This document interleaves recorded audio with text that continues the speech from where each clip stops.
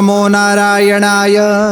सिद्धार्थ उत्सव द्वारा प्रसारित पंचदेव नमोस्तुते को आपण समस्त को स्वागत। भगवान नारायणकर महिमा क्रम रे आमे श्रवण करुचु केमिति दिन एवं राति हैला।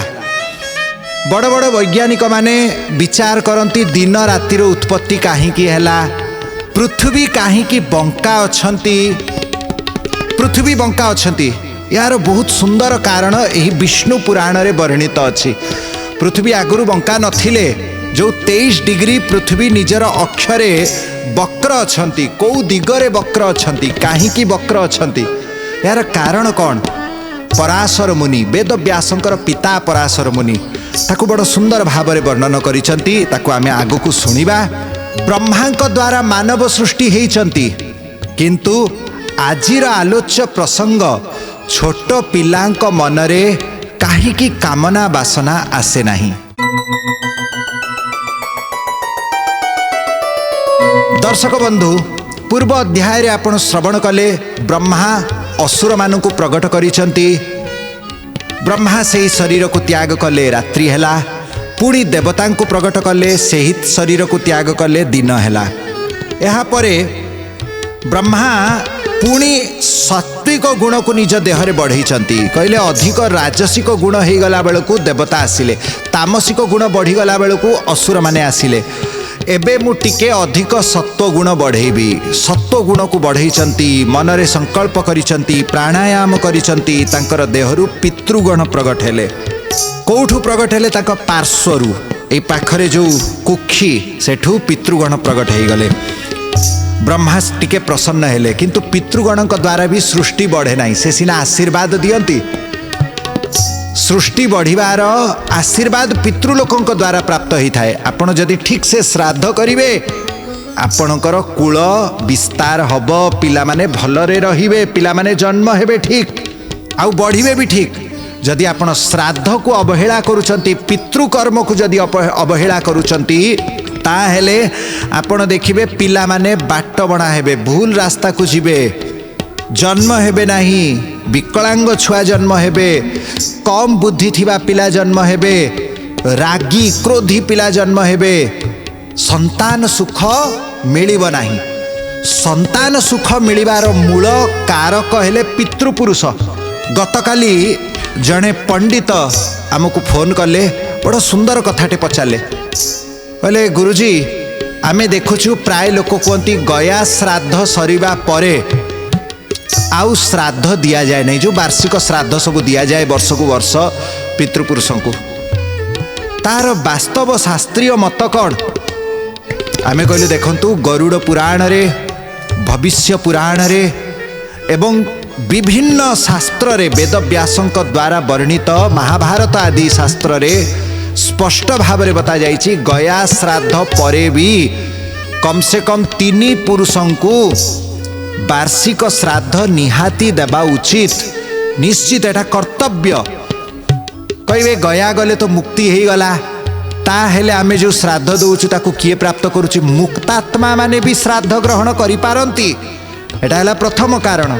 द्वितीय, जो 3 पुरुष को आपण गया रे श्राद्ध देई आसिले, तांको उपरे जो माने रहिचंती, से माने यांकर अंश से माने भी ग्रहण करंती, आशीर्वाद दियंती।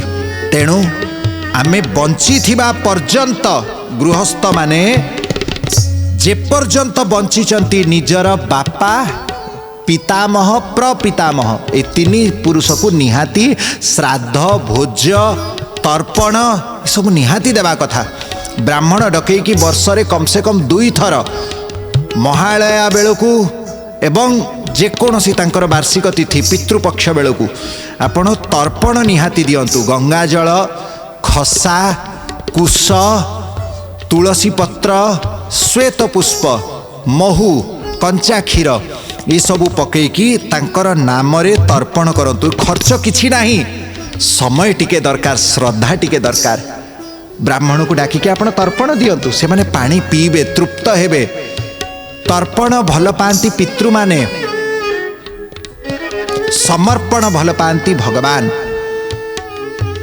आहुति एवं बंदन भल पांती देवता माने। पितृ मान को प्रकट कले, किंतु पितृ द्वारा जेतेबेले डायरेक्ट वंश वृद्धि नहला, पितृ माने तांको संतान संतति न करिले, ब्रह्मा से शरीर को मध्य त्याग कले, सेठी संध्यांकर उत्पत्ति हैला। ई संध्या कौन? संध्या हेले संधि समय, जेतेबेले दिन एवं रातिर मिश्रण हेई थाए ताकू संध्या बोला जाए। दिन जाऊ थाए राति आसु थाए यहला संध्या। संध्या समय पितृ माने विशेष करिकी पूजार आशा करती। आपण जेतेबेले संध्या समय मैथुन जदि किए करिवे कौन हबो? दुष्ट संतान जन्म हुअंती। जेमिति दितिंकर जन्म होइथिले दैत्य माने हिरण्यकश्यप हिरण्याक्ष। काहेकि संध्या समय गर्भाधान हैला बोलिकी। संध्या समय पितृ मानकर समय, से समय मैथुन करंतु नहीं, से समय आराधना करंतु, पुण्य कर्म करंतु, संध्या समयटा को जगिकी रुहंतु। एई समय संध्या देवी प्रगट हेले। विभिन्न पुराण रे संध्यांकर उत्पत्तिर बड़ सुंदर सुंदर कथा रही। शिव पुराण रे मध्य दिया जाइछि, विष्णु पुराण रे मध्य दिया जाइछि, भागवत रे मध्य दिया जाइछि। संध्या बड़ सुंदरी अपूर्व रूप, ताकू देखिले असुर माने तांको प्रति आकृष्ट हो गले। ब्रह्मा बड़ आश्चर्य होइचंती, ये कौन? मो देहरु ये जो देवी जन्म हेले, ये देवी एते सुंदरी अछंती जे असुर माने तांको भोग विलास करिबा पई चतुर्दिगरु घेरी नेले। देवी दौड़ी चंती, असुर माने तांको चारिपार्श्व घेरी नहीं चंती। देवी कौन कले? से समय निजर शरीर को लुचेई देले, अंतर्धान हो गले। आसीचंती चंद्रभागा नदी कूल रे। एठी कोणार्क निकट रे जो चंद्रभागा नदी स्थान अच्छी, सेहिठी आसीचंती संध्या देवी। एवं भगवान नारायण को आराधना करिचंती।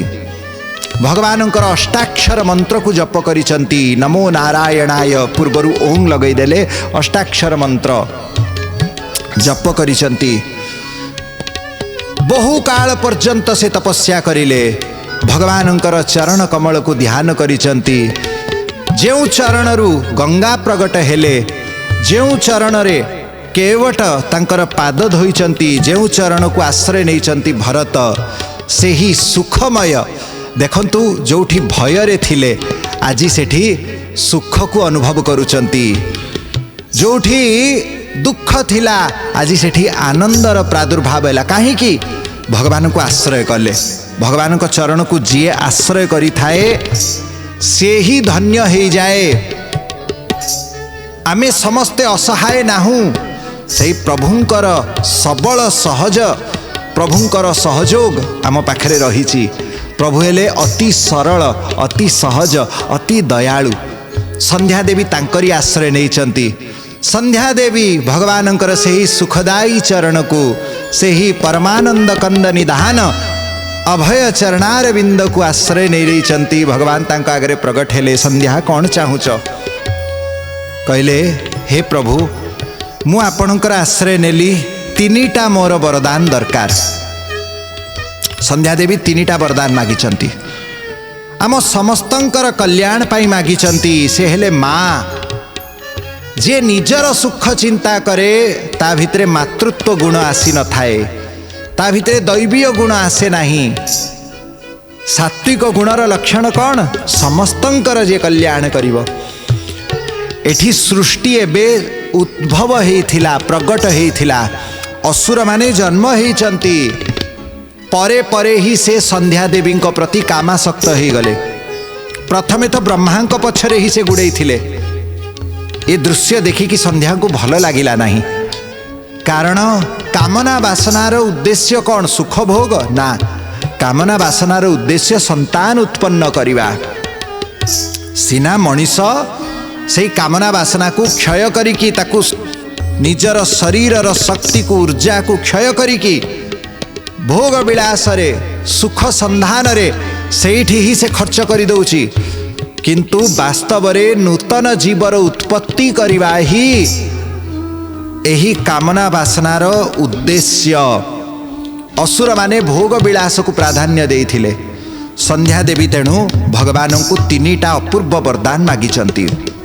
संध्या देवी प्रभु को प्रथम वरदान मागिचंती, हे नाथ संसार रे जेतेबेले पिला जन्म हेबे बाल्यकाल रे शिशु अवस्था रे कुमार अवस्था पर्यंत तांको मनरे केबे कामना वासना न आसु। दर्शक बंधु आपण देखिथिबे छोट पिला को जेते कौनसी प्रकार रे कामना वासना तांको मनरे आसी न थाए, तांको मन बड़ पवित्र। कथारे कुआ जाएनी बच्चे मन के सच्चे। छोट पिला आगरे आपण जदि निर्वस्त्र भी जदि किए रहिबो छोट पिला देखिकी आखि बुझीदब, ता मनरे कामना वासना आसे नाही। काहींकि संध्या देवी एही वरदान मागिथिले। आउ दुईटा वरदान संध्या देवी मागिचंती।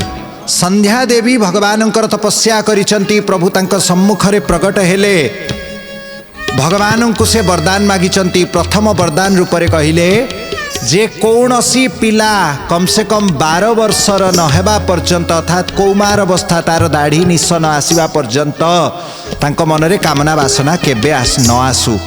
आपण चिंता करंतु जदि छोट पिलांको मनरे कामना वासना आसी जाई थांता ताहेले आमे केमिति पिला मानकू सत ज्ञान सत मार्ग शिखै थांतु, केबे शिखै पारि न थांतु। संसार तक व्यभिचार अनाचार व्यापी जाई थांता, किंतु एबे जो छोट पिलांकु आमे देखुछु संध्या देवींकर वरदान क्रमे छोट पिलांक मनरे कामना वासना आसुना ही 12-14 वर्ष पर्यंत तांकर मन निर्मल रहुची। ता भितरे आमे भूल कौन ठीक कौन से कथा को शिखै पारुछु। किए निजर किए पर, किए भौणी किए माँ, किए सांग, किए मित्र, किए सान, किए बड़, ये सबू शिक्षा आमे दे पारुछु 13-14 वर्ष भितरे। तेणु तापरे तांको मनरे जदि कामना वासना जदिओ आसे ताकू आमे ठीक मार्ग रे तांकू नेकी जाई पारुछु। ये संध्या देवी को पाई से आमको एही सुंदर सुजोग देले समाज रे पवित्रता श्रृंखला रखिबा पाई। द्वितीय वरदान कौन मागिचंती?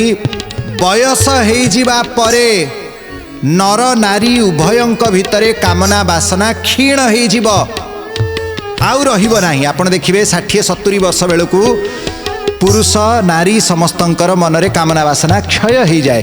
देखंतु आपण चिंता करंतु जदि बयस बढ़िबा परे भी जदि सेमिति कामना वासना थांता समाजटा केते पतित हो जाई थांता।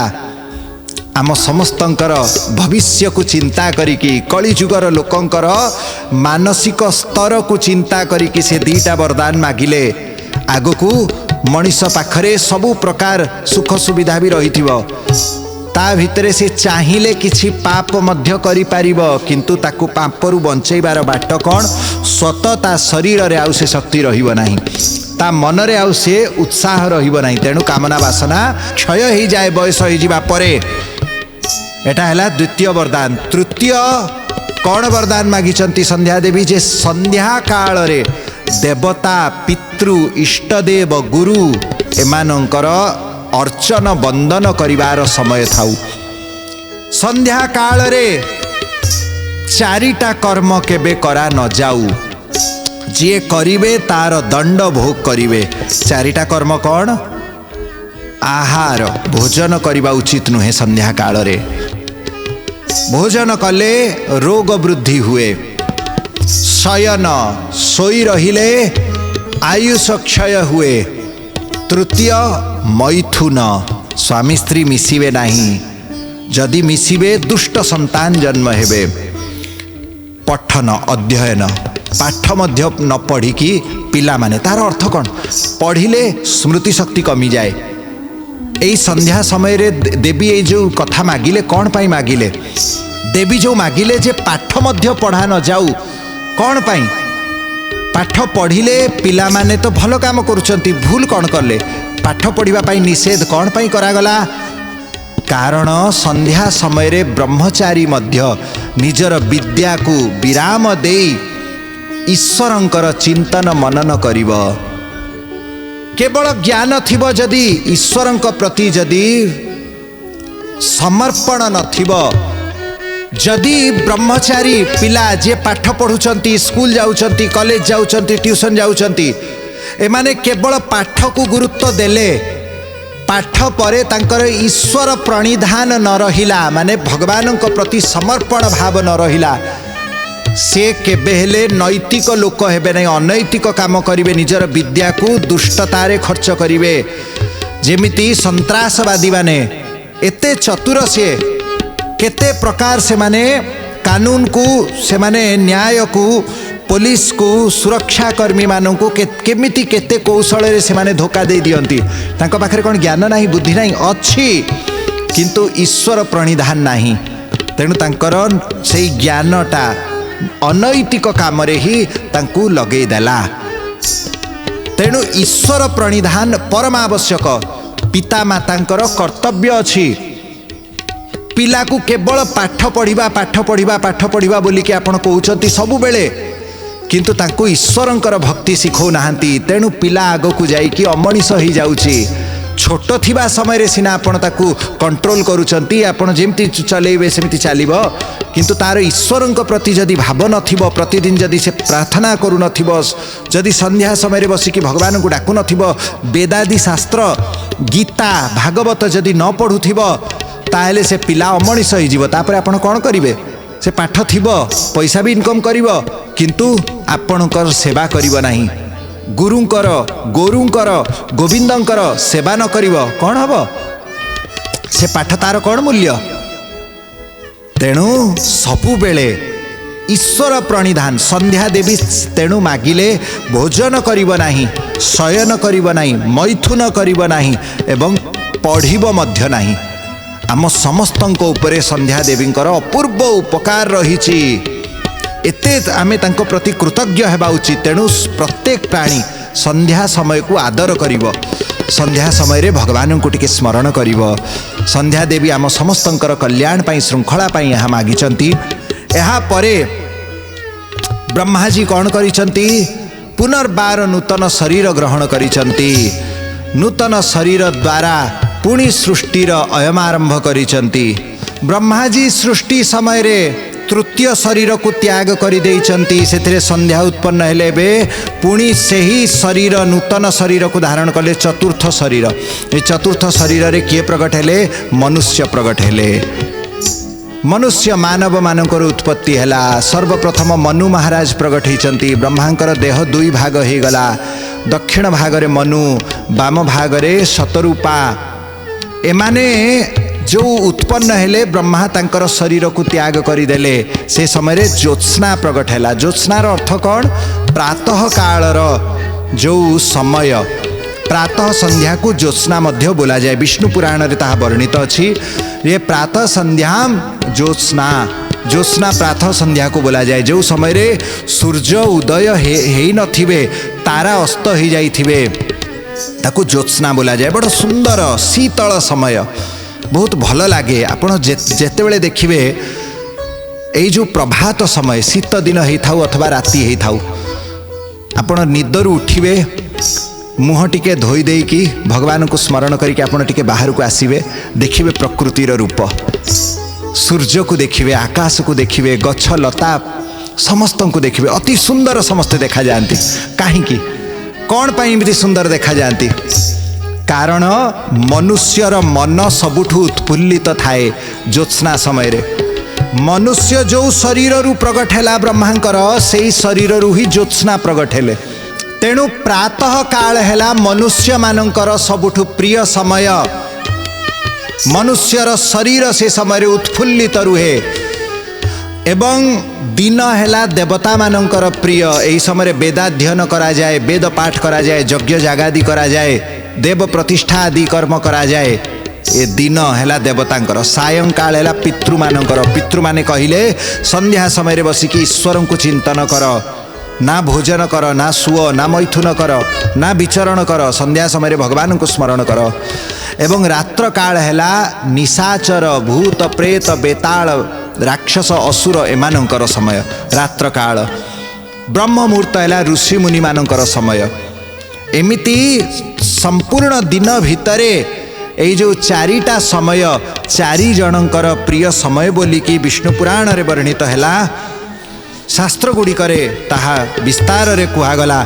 या परे ब्रह्माजी कौन करिसंती? पुनर्बार निजर प्रतिबिंब देखिचंती। नूतन शरीर देखिले प्रतिबिंब, प्रतिबिंब अतिशय सुंदर। आमे देखुछु ब्रह्माजी दाढ़ी अच्छी आउ धड़ा धड़ा पाचिला दाढ़ी ये सब आम कल्पनार रूप किंतु ब्रह्मा शास्त्र रे सेमिति वर्णना नहीं जे तांकर दाढ़ी अच्छी चारिटा मुख अच्छी सत किंतु बड़ सुंदर से देखा जाती। ब्रह्मा निजर रूप को देखिकी हर्षित हेले। ब्रह्मांकर छाईरू किन्नर माने प्रगट हेले, गंधर्व माने प्रगट हेले, अप्सरा माने प्रगट हेले। आपण देखिबे तेणु किन्नर माने अप्सरा माने सज हेबाकू भल पाती। मनरे प्रश्न आसीबो नारी माने बेसी सज हेबाकू भल कहीं पाती, दर्पण देखिबाकू कहीं भल पाती? कारण ब्रह्मांकर प्रतिबिंब से माने जन्म होइचंती। प्रत्येक कारण अच्छी, प्रत्येक क्रिया पछरे गोटे उद्देश्य अच्छी, गोटे लक्षण अच्छी। तेणु सेठी ब्रह्मा कौन करिसंती निजर सेही कांतिमय शरीर को त्याग करिदेले। सेही शरीर रु गंधर्व लोकर उत्पत्ति हैला। एहा परे ब्रह्मा को टिके निद लागिची। निद लागिबा भितरे ब्रह्मांकर मुख से समय उच्छिष्ट थिला, किछि गोटे खाई थिले ब्रह्मा। ब्रह्मांक देहरु सेही समय रे भूत पिशाच बेताल एमाने प्रगट हो गले। भूत बेताल माने उलग्न थिले, दिगंबर थिले, चुट्टी सबु तांकर बिखरा ही थिला, बड़ कुरूप देखाउथिले। तांकर शरीर जेमिति कांतिहीन दुर्गंधयुक्त शरीर। ब्रह्मा तांको देखिले, मनरे विचार कले अरे ये कौन हैला। आखि बुझीदेले। आखि जेतले बुझी देइचंती ब्रह्मांकर सेही समय रे जृंभण आसिला, माने हाई आसिला। सेही शरीर निद्रा रूपरे परिणत हो गला। ब्रह्मांकर सेही शरीर निद्रा हैला। तेणु भूत प्रेत माने जदि कहा संगे कथबार्ता करती निद्रा रे कथा करती, स्वप्न रे भूत प्रेत देखा जाती। कहीं कारण ब्रह्मांकर निदरु ही भूत प्रेत मानकर उत्पत्ति हैला। एबे भी जे ऐठा पाटी करिकी सोई जाती तांको भूत प्रेतंकर स्वप्न आसे, से डरी जाती। पिला माननकु सेति पई मुह धोईकी सोईबा कथा कुआ जाए। एहा परे ब्रह्माजींकर शरीर रु आउरी केड़े विचित्र सृष्टि, धर्म अधर्मर उत्पत्ति, ये सब प्रसंग आमे सुनिबा पंचदेव नमोस्तुतेर नूतन अध्याय रे। गुरु गोविंदाय नमः।